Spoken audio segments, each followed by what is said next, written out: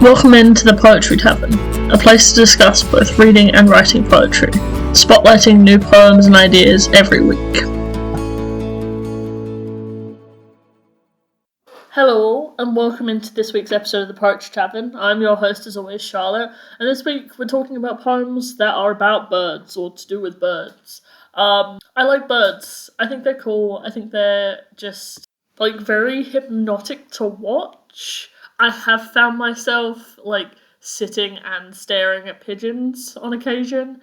I just never been, bird watcher level because I don't have the sort of, patience or eyesight to be able to identify birds, but I do love watching birds. So anyway, let me get in before I waffle on forever. Alright, so the first poem that we're going to talk about today is Leader, After the Swan, by Phillips. Perhaps in the exaggerated grace of his weight settling, the wings raised, held in strike or embrace position, I recognized something more than swan, I can't say. There was just this barely defined shoulder, whose feathers came away in my hands, and the bit of whirl left beyond it coming down to the heat-crippled field. Ravens, the precise colour of sorrow in good light, neither black nor blue, like fallen stitches upon it, and the hour forever, it seemed, half-stepping its way elsewhere. Then everything, I remember, began happening more quickly. So, one of the things that I thought was really interesting about this poem, that I encountered this poem before I encountered the poem that likely inspired it, which is Leader and the Swan by W.B. Yeats.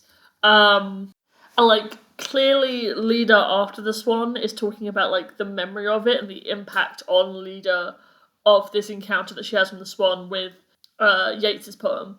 Which is really interesting to take an old poem like that and to look again at characters that things happen to in these poems.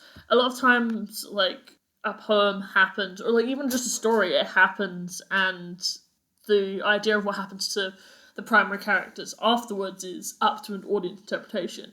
And this is just that. This is Carl Phillips' interpretation of what happened to Leader after the swan. Just the hour forever, it seemed, half-stepping its way elsewhere. Just, this idea of this, I'm imagining Leader as sort of a young woman, and, experiencing these, echoes of her encounter with this swan. Just seeing the swan in everyday things, and I really enjoyed it, especially after discovering the first, the initial poem that it's based on. I'd probably recommend reading them the other way around, but I think I still had fun with it regardless. Okay, so the next poem is Bird Understander by Craig Arnold. Of many reasons I love you, here is one. The way you write me from the gate of the airport, so I can tell you everything will be alright. So you can tell me that there is a bird trapped in the terminal, all the people ignoring it, because they do not know what to do with it, except to leave it alone until it scares itself to death. It makes you terribly, terribly sad.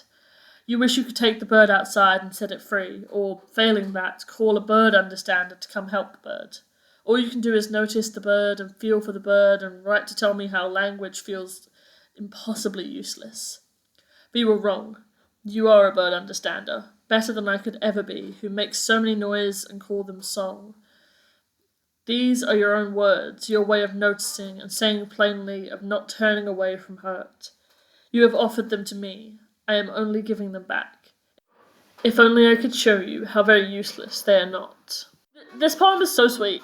This poem is so sweet. It's about this conversation that this person has with their loved one who is at the airport and watching a bird,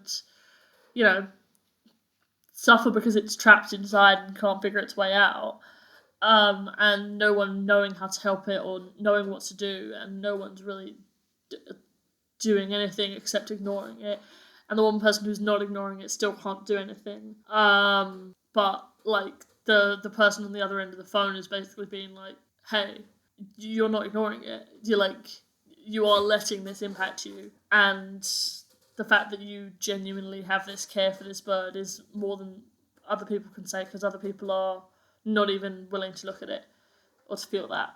And it's not a solution, but it does it sort of looks at her and so I'm assuming it's a woman, just because it's a male author, but just it looks at this, woman who is feeling something so deeply and not knowing how to help, and saying the fact that you are acknowledging something is in pain.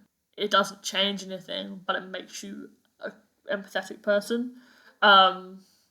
Just you know, validating that feeling of like, even if you can't fix things, the fact that you can look at their burden, understand it, it's just so sweet. Yeah, I just think it's a really sweet poem.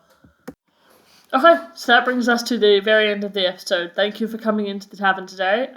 Next week, we're going to be talking about movies. Poems about movies, specifically, not just me waffling about movies. I don't know if anyone wants to hear my opinions about my favourite movies. I don't know if I have a favourite movie.